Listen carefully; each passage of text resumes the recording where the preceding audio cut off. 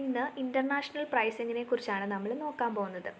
ഒരു കമ്പനി അവരുടെ product decide ചെയ്ത് കഴിഞ്ഞാൽ അടുത്ത ഒരു സ്റ്റെപ്പാണ് പ്രൈസ് ഫിക്സേഷൻ എന്ന് പറയുന്നത്. പ്രൈസിനെ ഫിക്സ് ചെയ്യുക എന്ന് പറയുന്നത്. ഒരു പരിധി കൂടുതൽ പ്രൈസ് കൂടാനും പാടില്ല, കുറയാനും പാടില്ല. അപ്പം പ്രൈസ് ഫിക്സേഷൻ എന്ന് പറയുന്നത്, പ്രൈസിങ് ഡിസിഷൻ എന്ന് പറയുന്നത് ഒരു ക്രൂഷ്യൽ ഡിസിഷൻ ആണെന്ന് നമുക്ക് പറയാൻ കഴിയും. ഇപ്പോൾ പ്രൈസിങ് എന്താണ് എന്ന് നോക്കുന്നതിന് മുമ്പ് പ്രൈസ് എന്താണെന്ന് നോക്കാം. പ്രൈസ് എന്ന് പറയുന്നത് is amount paid by the buyer to the seller for the product. അതായത് ഒരു പ്രോഡക്റ്റിന് ബയർ സെല്ലറിന് കൊടുക്കുന്ന ഒരു എമൗണ്ടിനെയാണ് നമ്മൾ പ്രൈസ് എന്ന് പറയുന്നത്. It is the exchange value of a product or service in terms of money. ഒരു പ്രോഡക്റ്റ് വാങ്ങിക്കുമ്പോൾ അതിന് സമാനമായിട്ടുള്ള അല്ലെങ്കിൽ അതിന് തത്തുല്യമായ എക്സ്ചേഞ്ച് വാല്യൂ കൊടുക്കുന്നു അതിനെയാണ് പ്രൈസ് എന്ന് പറയുന്നത്. ഒരേ ബ്രാൻഡഡ് പ്രോഡക്റ്റ്, ഫോർ എക്സാമ്പിൾ ഇപ്പോൾ tooth paste, shaving cream, shampoo, ഇതിൻ്റെ എല്ലാം വില ഓരോ രാജ്യത്തും ഡിഫറെൻ്റ് ആയിരിക്കും. ചില കേസിൽ ഒരു രാജ്യത്ത് ഇമ്പോർട്ട് ചെയ്ത പ്രോഡക്റ്റിൻ്റെ വില അതേ പ്രോഡക്റ്റിൻ്റെ മാനുഫാക്ചറിങ് കൺട്രിയേക്കാൾ കുറവായിരിക്കാം. ചില ഐറ്റംസ് ഇനീഷ്യൽ ഓഫർ എന്ന നിലയിൽ കുറഞ്ഞ വില ഈടാക്കുന്ന കമ്പനികൾ ചില പ്രോഡക്റ്റിന് സീസണൽ ഡിസ്കൗണ്ട് ഓഫർ ചെയ്യുക, അല്ലെങ്കിൽ ക്രെഡിറ്റിൽ വില കൂടിയ സാധനങ്ങൾ വിൽക്കുക, അല്ലെങ്കിൽ കാറുകൾ പോലെയുള്ള പ്രോഡക്ട്സ് വാങ്ങാൻ വേണ്ടി ഫിനാൻസ് കൊടുക്കുക തുടങ്ങിയ കേസസും ഉണ്ട്. ഇതിൻ്റെ എല്ലാം പുറകിൽ ഒരു പോളിസി ഉണ്ട്. പ്രൈസിങ് ഡിസിഷനുമായി ബന്ധപ്പെട്ടിട്ടുള്ള ഒരു സ്ട്രാറ്റജി ഫേംസ് ഫോളോ ചെയ്യേണ്ടതുണ്ടോ, ഉണ്ടെങ്കിൽ അതിൻ്റെ ആവശ്യം എന്താണ്, അതിനുള്ള മെത്തേഡ്സ് ഏതൊക്കെയാണ്, ഇതൊക്കെയാണ് നമ്മൾ ഈ യൂണിറ്റിൽ ഡിസ്കസ് ചെയ്യാൻ പോകുന്നത്. അപ്പം പ്രൈസിങ്ങിനെ കുറിച്ചാണ് നമ്മൾ ഇന്നത്തെ ക്ലാസ്സിൽ, ഇൻ്റർനാഷണൽ പ്രൈസിങ്ങിനെ കുറിച്ചാണ് ഇന്നത്തെ ക്ലാസ്സിൽ നമ്മൾ ഡിസ്കസ് ചെയ്യുന്നത്. ഇനിയും ഒബ്ജക്റ്റീവ്സ് ഓഫ് പ്രൈസിങ് എന്താണെന്ന് നോക്കാം. ഒന്നാമത്തേത് ടു മാക്സിമൈസ് പ്രോഫിറ്റിനെ മാക്സിമൈസ് ചെയ്യുക. ഞാൻ നേരത്തെ പറഞ്ഞതുപോലെ ഇനീഷ്യൽ ഓഫർ, അതുപോലെ തന്നെ ക്രെഡിറ്റിൽ സാധനങ്ങൾ കൊടുക്കുക, കാറുകൾ പോലെയുള്ള പ്രോഡക്റ്റ്സിന് ഫിനാൻസ് കൊടുക്കുക, അങ്ങനെയൊക്കെ ചെയ്യുമ്പോൾ കൺസ്യൂമേഴ്സിനെ കൂടുതൽ അട്രാക്റ്റ് ചെയ്യുകയല്ലേ ചെയ്യുന്നത്. അപ്പം അവർക്ക് കൺസ്യൂമേഴ്സിനെ കിട്ടുകയും ചെയ്യും, പ്രോഫിറ്റിനെ മാക്സിമൈസ് ചെയ്യാനും പറ്റും. അപ്പോൾ ഒന്നാമത്തെ ഒബ്ജക്റ്റീവ് ടു മാക്സിമൈസ് പ്രോഫിറ്റ്. രണ്ടാമത്തേത് to maintain or improve market share. മൂന്നാമത്തേത് achieve the decide rate of return on investment. നാലാമത്തേത് to meet or prevent competition. അഞ്ചാമത്തേത് to build image and goodwill. ഇതൊക്കെയാണ് പ്രൈസിങ്ങിൻ്റെ പൊതുവായിട്ടുള്ള ഒബ്ജക്റ്റീവ് എന്ന് പറയുന്നത്. ഇനിയും ഇത് കൂടാതെ മറ്റ് ചില ഒബ്ജക്റ്റീവും കൂടി ഉണ്ട്. അപ്പം objectives of pricing in international marketing എന്താണെന്ന് നോക്കാം. ഒന്നാമത്തേത് പെനിട്രേഷൻ എന്ന് പറയുമ്പം ഒരു ന്യൂ പ്രോഡക്റ്റ് അല്ലെങ്കിൽ സർവീസ് അതിലേക്ക് കൺസ്യൂമേഴ്സിനെ അട്രാക്റ്റ് ചെയ്യാൻ കമ്പനീസ് ഉപയോഗിക്കുന്ന ഒരു കൈൻഡ് ഓഫ് പ്രൈസിങ് സ്ട്രാറ്റജിയാണ് പെനിട്രേഷൻ മെത്തേഡ് എന്ന് പറയുന്നത്. അതായത് മാർക്കറ്റിലേക്ക് ലോ പ്രൈസിൽ പ്രോഡക്റ്റിനെ കൊടുത്തുകൊണ്ട് എൻ്റർ ചെയ്യുന്ന ഒരു രീതിയാണ് പെനിട്രേഷൻ മെത്തേഡ് എന്ന് പറയുന്നത്. കസ്റ്റമേഴ്സിന് പ്രോഡക്റ്റിനെ പറ്റി ഒരു അവയർനെസ് ഉണ്ടാക്കുക, അങ്ങനെ അതുവഴി മാർക്കറ്റ് ഷെയർ അച്ചീവ് ചെയ്യുക എന്നുള്ളതാണ് പെനിട്രേഷൻ സ്ട്രാറ്റജി കൊണ്ട് നമ്മൾ ഉദ്ദേശിക്കുന്നത്. ഏത് മാർക്കറ്റിലും ലോ പ്രൈസിങ് സ്ട്രാറ്റജി ഉപയോഗിച്ചുകൊണ്ട് എൻ്റർ ചെയ്യാനാകുമെന്ന വിശ്വാസത്തിലാണ് പെനിട്രേഷൻ സ്ട്രാറ്റജി ഉപയോഗിക്കുന്നത്. രണ്ടാമത്തെ മെത്തേഡാണ് സ്കിമ്മിങ് മെത്തേഡ് എന്ന് പറയുമ്പം ഈ പെനിട്രേഷൻ മെത്തേഡിൻ്റെ ജസ്റ്റ് ഓപ്പോസിറ്റ് ആണ്. ഈ സ്ട്രാറ്റജിയിൽ ഇനീഷ്യൽ സ്റ്റേജിൽ ഹൈ പ്രൈസ് ചാർജ് ചെയ്യുകയും പിന്നീട് അതിൻ്റെ ഒരു പ്രൈസ് കുറയ്ക്കുകയും ചെയ്യുന്ന ഒരു മെത്തേഡാണ് സ്കിമ്മിങ് മെത്തേഡ് എന്ന് പറയുന്നത്. അപ്പം ബ്രാൻഡ് എസ്റ്റാബ്ലിഷ് ആകുമ്പോൾ ഹൈ പ്രോഫിറ്റ് അവർ ഏൺ ചെയ്യുന്നു. അതാണ് സ്കിമ്മിങ് മെത്തേഡ് എന്ന് പറയുന്നത്. മൂന്നാമത്തേതാണ് ഹോൾഡിംഗ് മാർക്കറ്റ് ഷെയർ. അതിനകത്ത് തന്നെ കോമ്പറ്റീഷൻ മൂലമോ അല്ലെങ്കിൽ എക്സ്ചേഞ്ച് റേറ്റിലുണ്ടാകുന്ന ഫ്ലക്ച്വേഷൻസ് മൂലമോ പ്രൈസ് അഡ്ജസ്റ്റ്മെൻറ്റിലൂടെ മാർക്കറ്റ് ഷെയറിനെ ഹോൾഡ് ചെയ്യാനും ഈ പ്രൈസിങ് കൊണ്ട് കഴിയുന്നു. നാലാമത്തെ പോയിൻ്റാണ് എൻഹാൻസിങ് ഷെയർസ്. എന്ന് വെച്ചാൽ ഡയറക്റ്റ് കോസ്റ്റിൻ്റെ ബേസിൽ പ്രൈസ് കോട്ട് ചെയ്തോ അല്ലെങ്കിൽ കോസ്റ്റ് എഫിഷ്യൻസി ഇമ്പ്രൂവ് ചെയ്തുകൊണ്ടോ ഷെയർ എൻഹാൻസ് ചെയ്യാനായിട്ട് കഴിയുന്നു. ഇതൊക്കെയാണ് പ്രൈസിങ്ങിൻ്റെ മറ്റ് ചില ഒബ്ജക്റ്റീവ്സ്.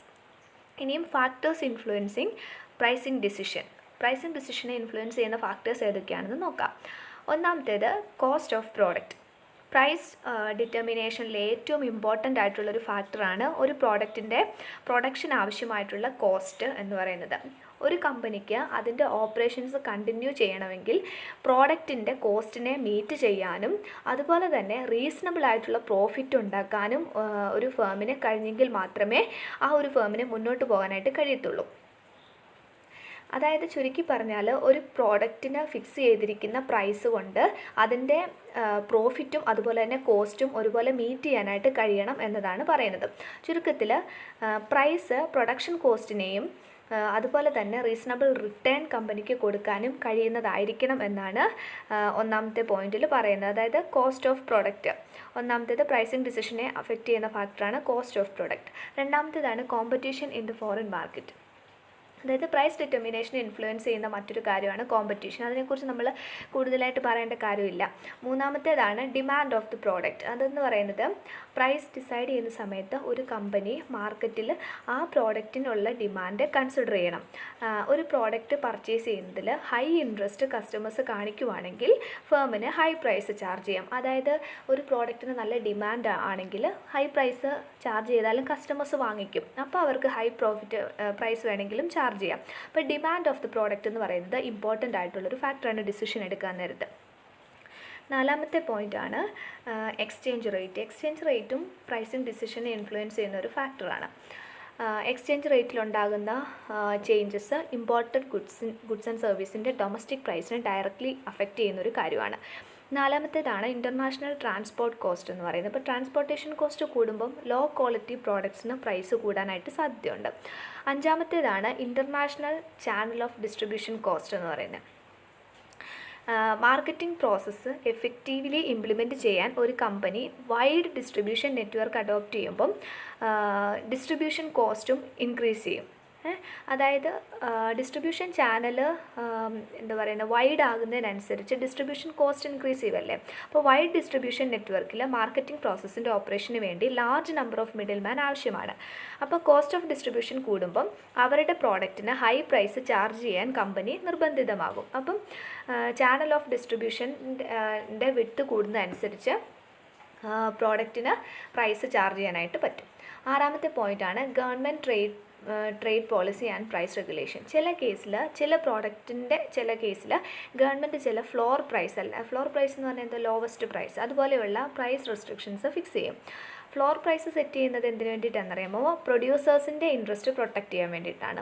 പിന്നെ സീലിംഗ് പ്രൈസ് എന്ന് പറയുന്നൊരു കാര്യമുണ്ട്. സീലിംഗ് പ്രൈസ് ഫിക്സ് ചെയ്യുന്നത് അൺഡ്യൂ പ്രൈസിങ്ങിൽ നിന്ന് കൺസ്യൂമേഴ്സിനെ പ്രൊട്ടക്റ്റ് ചെയ്യാൻ വേണ്ടിയിട്ടാണ്. അപ്പോൾ ഗവൺമെൻറ് ട്രേഡ് പോളിസി അതുപോലെ തന്നെ പ്രൈസ് റെഗുലേഷനൊക്കെ പ്രൈസിങ് ഫിക്സേഷനിൽ അഫക്റ്റ് ചെയ്യുന്ന ഒരു ഫാക്ടറാണ്. ഇതൊക്കെയാണ് പ്രൈസിങ് ഡിസിഷനെ അഫക്റ്റ് ചെയ്യുന്ന ഫാക്ടേഴ്സ്. ഇനി അടുത്തത് പ്രൈസിങ് മെത്തേഡ്സിനെ കുറിച്ചാണ് നമ്മൾ പഠിക്കാൻ പോകുന്നത്. പ്രൈസിങ് മെത്തേഡ്സ് ഏതൊക്കെയാണെന്ന് നോക്കാം. ഒന്നാമത്തേത് കോസ്റ്റ് പ്ലസ് മെത്തേഡ്. ഇതിൽ എല്ലാ എക്സ്പെൻസും പ്ലസ് പ്രോഫിറ്റും കൺസിഡർ ചെയ്തിട്ടാണ് പ്രൈസ് ഫിക്സ് ചെയ്യുന്നത്. അതായത് special packaging, transport, insurance, foreign മാർക്കറ്റിന് അനുസരിച്ചുള്ള ലേബലിങ്, ഇങ്ങനെയുള്ള എല്ലാ എക്സ്പെൻസുകളും അതിനോടൊപ്പം തന്നെ പ്രോഫിറ്റും ഇത് രണ്ടും കൂടെ ആഡ് ചെയ്തിട്ടാണ് പ്രൈസ് ഫിക്സ് ചെയ്യുന്നത്. ഇതൊരു ഹൈ പ്രൈസിലേക്ക് ലീഡ് ചെയ്യാനായിട്ട് സാധ്യതയുണ്ട്. അതായത് ഒരു പ്രോഡക്റ്റ് പ്രൊഡ്യൂസ് ചെയ്യാനുള്ള കോസ്റ്റിനോടൊപ്പം ഒരു സർട്ടൺ പെർസെൻറ്റേജ് പ്രോഫിറ്റും കൂടി ആഡ് ചെയ്തിട്ടായിരിക്കും സെല്ലിംഗ് പ്രൈസ് ഫിക്സ് ചെയ്യുന്നത്. അതാണ് കോസ്റ്റ് പ്ലസ് മെത്തേഡിൽ പറയുന്നത്. രണ്ടാമത്തേതാണ് marginal cost pricing. Marginal cost pricing എന്ന് പറയുമ്പം ഒരു extra unit of output produce ചെയ്യാനുണ്ടായ എക്സ്ട്രാ കോസ്റ്റിന് തുല്യമായ പ്രൈസ് ഒരു പ്രോഡക്റ്റിന് സെറ്റ് ചെയ്യുന്നൊരു പ്രാക്ടീസാണ് മാർജിനൽ കോസ്റ്റ് പ്രൈസിങ്. അതായത് അഡീഷണൽ യൂണിറ്റ് പ്രൊഡ്യൂസ് ചെയ്യാൻ വേണ്ടിയിട്ട് അഡീഷണലായിട്ട് എത്ര കോസ്റ്റ് ആയോ അതും കൂടി ആഡ് ചെയ്തൊരു പ്രോഡക്റ്റിൻ്റെ പ്രൈസ് ഫിക്സ് ചെയ്യുന്നതിനാണ് മാർജിനൽ കോസ്റ്റ് ഓഫ് പ്രൈസിങ് എന്ന് പറയുന്നത്.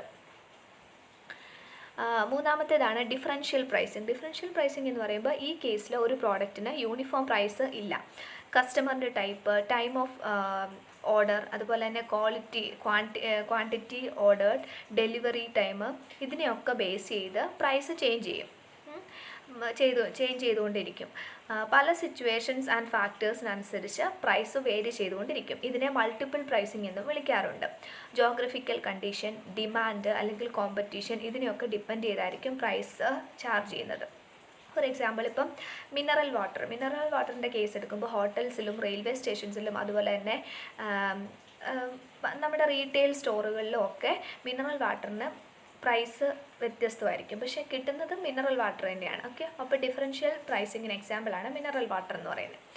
ഇനി നാലാമത്തെയാണ് പ്രോപ്പ് പ്രൈസിങ്. പ്രോപ്പ് പ്രൈസിങ് എന്ന് പറയുമ്പം sales volume or value of product ഇതിനെയൊക്കെ അനുസരിച്ചായിരിക്കും പ്രൈസ് ഡിസൈഡ് ചെയ്യുന്നത്. സെയിൽസ് വോളിയത്തിനനുസരിച്ച് പ്രൈസ് ഫിക്സ് ചെയ്യുന്നതിനെ പ്രോപ്പ് പ്രൈസിങ് എന്ന് പറയുന്നു. അഞ്ചാമത്തേത് പെനിട്രേഷൻ പ്രൈസിങ്. അത് ഞാൻ നേരത്തെ പറഞ്ഞതുപോലെ തന്നെ മാർക്കറ്റ് ഗെയിൻ ചെയ്യാനും കോമ്പറ്റീറ്ററിൻ്റെ പ്രോഡക്റ്റിനെക്കാട്ടിലും ലോവർ പ്രൈസ് ചാർജ് ചെയ്യുന്നതിനാണ് പെനിട്രേഷൻ പ്രൈസിങ് എന്ന് പറയുന്നത്. മാർക്കറ്റ് അച്ചീവ് ചെയ്ത് കഴിഞ്ഞാൽ പ്രൈസ് കൂടുന്നു. എക്സാമ്പിൾ നമുക്ക് ജിയോയെ എക്സാമ്പിളായിട്ട് പറയാൻ പറ്റും. ആറാമത്തേതാണ് സ്കിമ്മിങ് പ്രൈസിങ് എന്ന് പറയുന്നത്. സ്കിമ്മിങ് പ്രൈസിങ് എന്ന് പറയുമ്പോൾ ഇൻട്രൊഡക്ഷൻ സ്റ്റേജിൽ ഒരു ഫേം അവരുടെ പ്രോഡക്റ്റിന് ഹൈ പ്രൈസ് ചാർജ് ചെയ്യുന്നു, പിന്നീട് അത് കുറയ്ക്കുന്നു. ഒരു ഷോർട്ട് പീരീഡ് ഓഫ് ടൈമിനുള്ളിൽ തന്നെ അവർ ഹൈ പ്രൈസും ഹൈ പ്രോഫിറ്റും എൻജോയ് ചെയ്യാൻ അങ്ങനെയുള്ള പ്രൈസിങ്ങിലൂടെ കഴിയുന്നു എന്നുള്ളതാണ്. കോമ്പറ്റീഷൻ കൂടുമ്പോൾ പിന്നീട് അവരതിൻ്റെ പ്രൈസ് കുറയ്ക്കുന്നു. അടുത്തതാണ് ഏഴാമത്തേതാണ് കോമ്പറ്റേറ്റീവ് പ്രൈസിങ്. കോമ്പറ്റേറ്റീവ് പ്രൈസിങ് എന്ന് പറയുമ്പോൾ കോമ്പറ്റേറ്റീവ് ഫേമിൻ്റെ പ്രൈസിനോ അല്ലെങ്കിൽ അവരുടെ ഡിമാൻഡിനോ അനുസരിച്ച് പ്രൈസ് ഫിക്സ് ചെയ്യുന്നു. അതാണ് കോമ്പറ്റേറ്റീവ് പ്രൈസിങ്. അതായത് പ്രൈസിങ് ഡിസിഷനിൽ കോമ്പറ്റേറ്ററിനെ കൺസിഡർ ചെയ്തിട്ടായിരിക്കും പ്രൈസ് ഫിക്സേഷൻ നടക്കുന്നത്. ഇനി പ്രൈസ് പ്രോസസ് ആൻഡ് സ്ട്രാറ്റജി. അതിൽ ഒന്നാമത്തെയാണ് കോസ്റ്റ് അനാലിസിസ്. കോസ്റ്റ് അനാലിസിസ് പറയുന്നത് ഒരു പ്രോഡക്റ്റ് പ്രൊഡ്യൂസ് ചെയ്യാനുണ്ടാകുന്ന കോസ്റ്റ്, അതുപോലെ തന്നെ ഡിസ്ട്രിബ്യൂഷൻ കോസ്റ്റ്, മാർക്കറ്റിംഗ് സപ്പോർട്ടിനുണ്ടാകുന്ന കോസ്റ്റ്, ഇതെല്ലാം അനലൈസ് ചെയ്യുന്നു. അതാണ് ഫസ്റ്റ് സ്റ്റേജ്. അതായത് കോസ്റ്റ് ഓറിയൻറ്റഡ് പ്രൈസിങ് സ്ട്രാറ്റജിയാണ് ഒന്നാമത്തെ സ്ട്രാറ്റജി. ഒരു പ്രോഡക്റ്റുമായി ബന്ധപ്പെട്ട എല്ലാ ഫിക്സ്ഡ് ആൻഡ് വേരിയബിൾ കോസ്റ്റ് കണക്കിലെടുത്തുകൊണ്ട് പ്രൈസ് ചാർജ് ചെയ്യുന്നു. അതിനെയാണ് കോസ്റ്റ് അനാലിസിസ് എന്ന് പറയുന്നത്. രണ്ടാമത്തെയാണ് മാർക്കറ്റ് അനാലിസിസ്. മാർക്കറ്റ് അനാലിസിസ് എന്ന് പറഞ്ഞാൽ മാർക്കറ്റ് സൈസ്, പ്രൈസ് ലെവല്, അതുപോലെയുള്ള കോമ്പറ്റീഷൻ, ഇതൊക്കെ കൺസിഡർ ചെയ്തുകൊണ്ടാണ് പ്രൈസ് ഫിക്സ് ചെയ്യുന്നത്. ഇതാണ് സെക്കൻഡ് സ്റ്റേജ്. മൂന്നാമത്തേതാണ് determination of price limit. Lower ലിമിറ്റും അപ്പർ ലിമിറ്റും ഡിറ്റർമൈൻ ചെയ്യുന്ന സ്റ്റേജാണ് ഈ സ്റ്റേജ്. കോസ്റ്റ് കുറയ്ക്കുക, മാർക്കറ്റ് സൈസ് കൂട്ടുക, അതാണ് ആ ഒരു സ്റ്റേജിൽ വരുന്നത്. നാലാമത്തേതാണ് determination of pricing. Cost analyse ചെയ്തു, അതുപോലെ തന്നെ മാർക്കറ്റിനെ അനലൈസ് ചെയ്തു, കോസ്റ്റ് കുറച്ച് മാർക്കറ്റ് സൈസിനെ കൺസിഡർ ചെയ്തു. നെക്സ്റ്റ് സ്റ്റെപ്പാണ് ഇത്രയും കാര്യങ്ങളുടെ ബേസിസിൽ പ്രൈസ് ഫിക്സേഷൻ നടത്തുക എന്നുള്ളത്. അതാണ് ഫോർത്ത് സ്റ്റേജ്. അഞ്ചാമത്തേതാണ് calculation of price structure calculate ചെയ്യുക. ആറാമത്തേതാണ് പ്രൈസ് കൊട്ടേഷൻ, അതായത് പ്രൈസിനെ കോട്ട് ചെയ്യുക.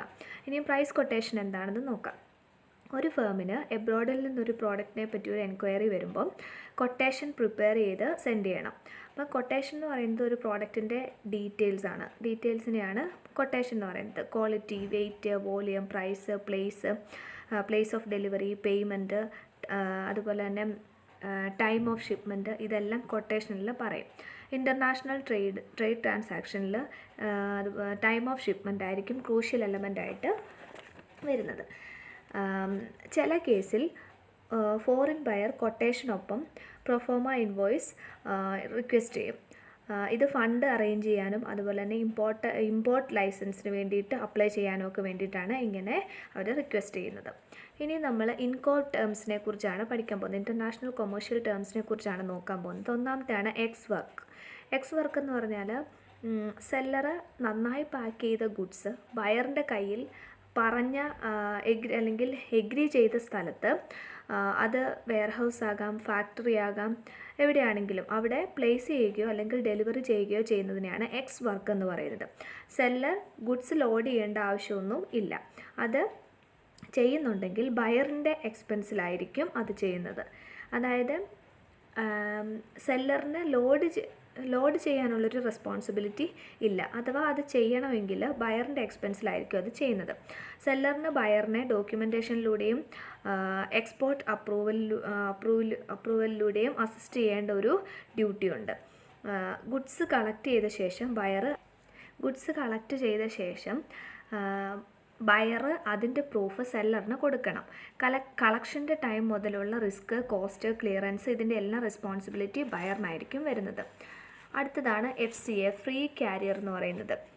അതിനകത്ത് ഗുഡ്സ് കൈമാറുന്നതിനും സ്യൂട്ടബിൾ ആയിട്ടുള്ള രീതിയിൽ പാക്കേജ് ചെയ്ത് എക്സ്പോർട്ടിന് വേണ്ടി ക്ലിയർ ചെയ്യുമ്പം ബയർ അയാൾ തിരഞ്ഞെടുത്ത പേഴ്സൺ അല്ലെങ്കിൽ പ്ലേസിൽ അത് നൽകുമ്പം സെല്ലർ അയാളുടെ ലയബിലിറ്റി ഫുൾഫിൽ ചെയ്തു എന്നുള്ളതാണ്. പറയപ്പെട്ട സ്ഥലം ഒരുപക്ഷെ സെല്ലറിൻ്റെ പ്രിമിസസും ആകാം. സെല്ലർ ഗുഡ്സ് ലോഡ് ചെയ്യാൻ റെസ്പോൺസിബിൾ ആണെങ്കിലും നെയിംഡ് പ്ലേസിലല്ലെങ്കിൽ അവിടെ അൺലോഡ് ചെയ്യേണ്ട ഉത്തരവാദിത്തം അയാൾക്ക് ഇല്ല. അടുത്തതാണ് ഫ്രീ അലോങ് സൈഡ് ഷിപ്പ്. അത് പറയുന്നത് ഇൻ്റർനാഷണൽ എക്സ്പോർട്ട് ബിസിനസ്സിൽ ഉപയോഗിക്കുന്ന ഒരു കോൺട്രാക്ച്വൽ ടേമാണ് ഇത്.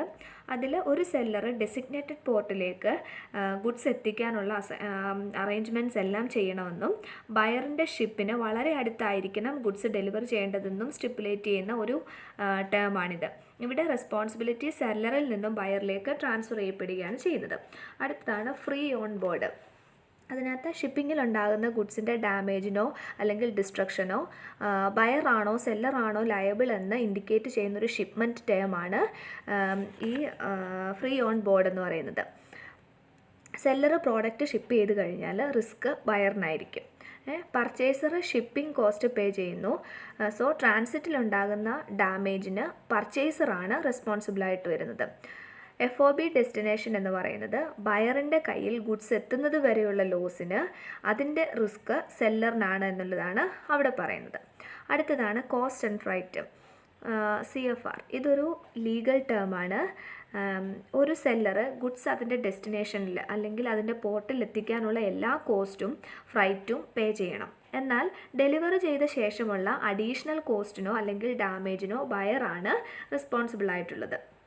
CFR എന്ന് പറയുന്നത് എക്സ്പോർട്ടിന് വേണ്ടി സെല്ലറ് ഗുഡ്സ് ക്ലിയർ ചെയ്യുക. ഇനി ഇൻഷുറൻസ് പോലെയുള്ള ഡെലിവറി അറേഞ്ച്മെൻറ്റിനെ പറ്റി ബയറിനെ അറിയിക്കുകയും ചെയ്യണം. ഇനി അടുത്തതാണ് CIF, cost, insurance and freight. Seller goods delivery ചെയ്യുന്നതുമായി ബന്ധപ്പെട്ടിട്ടുള്ള ഒരു ഷിപ്പിംഗ് എഗ്രിമെൻ്റ് ആണിത്. കാർഗോ ട്രാൻസിറ്റിലിരിക്കുമ്പോൾ ഉണ്ടാകുന്ന കോസ്റ്റ്, ഇൻഷുറൻസ്, ഫ്രൈറ്റ് ഇതെല്ലാം കവർ ചെയ്യാൻ വേണ്ടി സെല്ലർ ചാർജ് ചെയ്യുന്ന എമൗണ്ടാണ് CIF റെപ്രസെൻ്റ് ചെയ്യുന്നത്. പ്രോഡക്റ്റ് കംപ്ലീറ്റ്ലി ലോഡ് ആകുന്നത് വരെയുള്ള എല്ലാ എക്സ്പെൻസസും സെല്ലർ മീറ്റ് ചെയ്യുന്നൊരു മെത്തേഡാണ് ഇത്. അടുത്തതാണ് എക്സ്ഡോക്ക് എന്ന് പറയുന്നത് ഇത് ബയറും സെല്ലറും തമ്മിലുള്ള ഒരു എഗ്രിമെൻ്റ് ആണ്. സെല്ലർ അയാളുടെ സ്വന്തം റിസ്കിലും എക്സ്പെൻസസിലും ഒരു നിശ്ചിത ഡോക്കിൽ, അതായത് ഒരു നിശ്ചിതമായിട്ടുള്ള ഷിപ്പിൽ ഗുഡ്സ് കയറ്റാം. ഡോക്കിലെത്തിക്കഴിഞ്ഞാൽ അവിടെ നിന്ന് ഗുഡ്സ് കൊണ്ടുപോകുന്നതിൻ്റെ റെസ്പോൺസിബിലിറ്റി ബയറിനായിരിക്കും. അതായത് ഡോക്കിലെത്തുന്നത് വരെയുള്ള റെസ്പോൺസിബിലിറ്റി മാത്രമായിരിക്കും സെല്ലറിനുള്ളത്. ഡോക്കിലെത്തിക്കഴിഞ്ഞാൽ ഉള്ള റെസ്പോൺസിബിലിറ്റി ബയറിനായിരിക്കും. അവിടെ മുതലുള്ള എക്സ്പെൻസും റിസ്ക്കും എല്ലാം ബയറിന് ട്രാൻസ്ഫർ ചെയ്യുന്നു. അടുത്തതാണ് DDP എന്ന് പറയുന്നത് ഡെലിവേർഡ് ഡ്യൂട്ടി പെയ്ഡ്. ഇത് പ്രീവിയസ്ലി എഗ്രി ചെയ്ത സ്ഥലത്ത് ബയറിന് സെല്ലർ ഗുഡ്സ് ഡെലിവർ ചെയ്യുന്ന ഒരു ഡെലിവറി എഗ്രിമെൻ്റ് ആണ്. ബയർ ഗുഡ്സ് റിസീവ് ചെയ്യുന്നത് വരെ അല്ലെങ്കിൽ ഡെസ്റ്റിനേഷൻ പോർട്ടിൽ ട്രാൻസ്ഫർ ചെയ്യുന്നത് വരെയുള്ള എല്ലാ കോസ്റ്റും റിസ്ക്കും റെസ്പോൺസിബിലിറ്റിയും സെല്ലർ അസ്യൂം ചെയ്യുന്നു. അതായത് customs clearance fees, shipping cost ഇതിനെല്ലാം സെല്ലറായിരിക്കും റെസ്പോൺസിബിൾ ആയിട്ട് ഉള്ളത്. ഇന്നത്തെ ക്ലാസ്സിൽ നമ്മൾ പ്രൈസിംഗ് സ്ട്രാറ്റജിയുമായി ബന്ധപ്പെട്ടിട്ടുള്ള പ്രൈസിംഗ് ഡിസിഷനുമായി ബന്ധപ്പെട്ടിട്ടുള്ള കാര്യങ്ങളാണ് പഠിച്ചത്. ഈ ക്ലാസ്സുകൾ നിങ്ങൾക്ക് ഉപകാരപ്പെട്ടെങ്കിൽ ലൈക്ക് ചെയ്യുക, നിങ്ങളുടെ ഫ്രണ്ട്സിലേക്ക് ഇത് ഷെയർ ചെയ്ത് കൊടുക്കുക, നിങ്ങളുടെ സംശയങ്ങൾ കമൻറ്റ് ചെയ്യുക. അടുത്ത വീഡിയോയുമായി കാണാം.